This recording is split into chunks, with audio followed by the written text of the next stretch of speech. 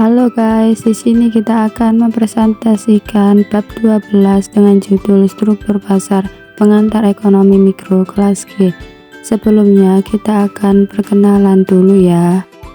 Anggota kelompok kita yaitu saya Kholifatunisa dengan NIM 1222300021 dan teman saya Elizabeth Loboling dengan NIM 12223045. Pengertian struktur pasar adalah istilah yang digunakan dalam ekonomi untuk menggambarkan bagaimana pasar suatu produk atau jasa diatur atau beroperasi. Struktur pasar mencerminkan bagaimana perusahaan dan individu bersaing satu sama lain dalam memasarkan produk atau jasa mereka. Faktor yang menentukan struktur pasar. Yang pertama, jumlah atau banyaknya perusahaan yang ada di dalam pasar. Jumlah perusahaan akan menentukan jumlah penjual. Semakin banyak perusahaan yang memproduksi produk yang sama, maka persaingan akan semakin keras.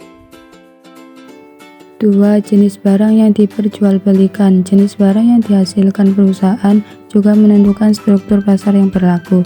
Misalnya barang yang dihasilkan homogen atau sama, atau justru berbeda dan tidak dapat diganti dengan hasil produsen lain.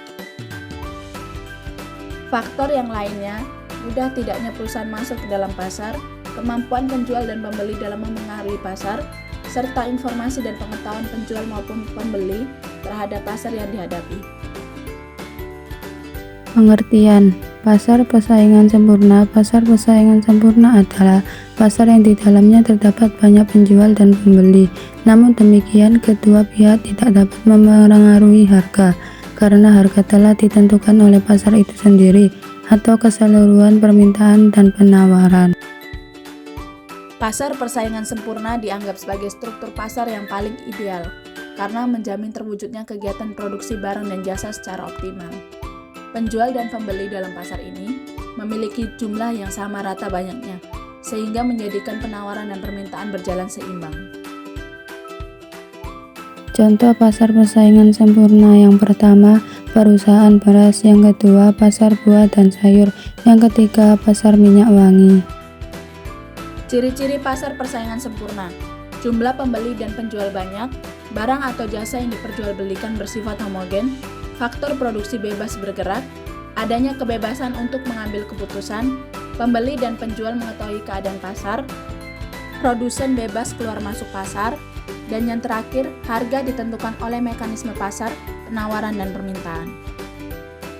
Faktor 2. Pasar persaingan tidak sempurna. Pasar persaingan tidak sempurna adalah sebuah pasar yang mana selisih penjual dan pembelinya sangat banyak, tapi dengan barang atau produk yang sama atau serupa.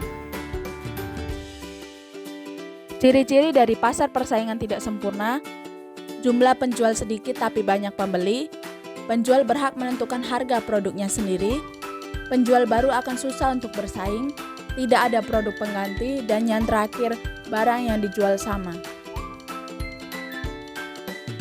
Jenis A. Pasar monopoli adalah sebuah pasar di mana hanya ada satu produsen atau penjual yang dapat menguasai pasar dan melayani semua konsumen yang datang. Contoh perusahaan yang tergolong dalam jenis pasar monopoli adalah perusahaan BUMN PLN, Telkom Indonesia, dan perusahaan minyak bumi dan juga gas alam lain.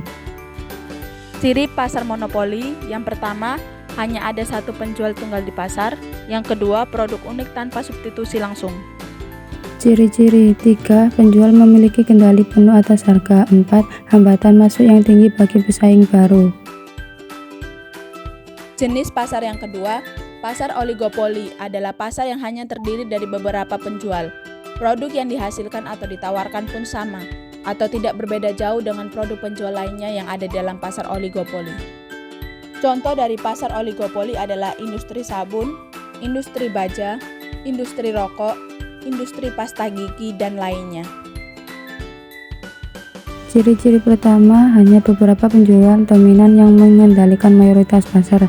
Yang kedua, produk bisa homogen atau berbeda-beda. Yang ketiga, persaingan bisa kuat atau lemah tergantung pada tindakan pesaing.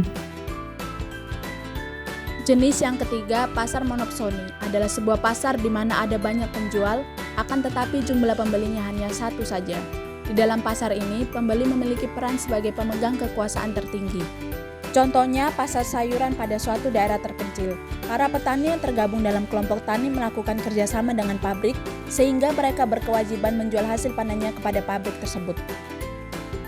Ciri-ciri yang pertama, hanya ada satu pembeli tunggal di pasar.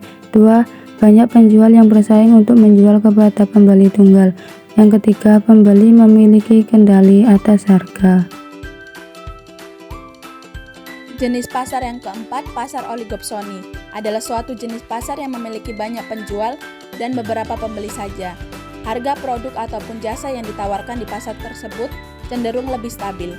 Untuk harga produknya sendiri biasanya ditentukan oleh pembeli atau konsumen. Contohnya pasar wortel di sebuah desa. Ciri-ciri yang pertama, hanya beberapa pembeli dominan yang mengendalikan mayoritas pasar. Yang kedua, banyak penjual bersaing untuk menjual kepada beberapa pembeli dominan. Yang ketiga, harga ditentukan oleh pembeli. Sekian penjelasan dari kita. Terima kasih. See you.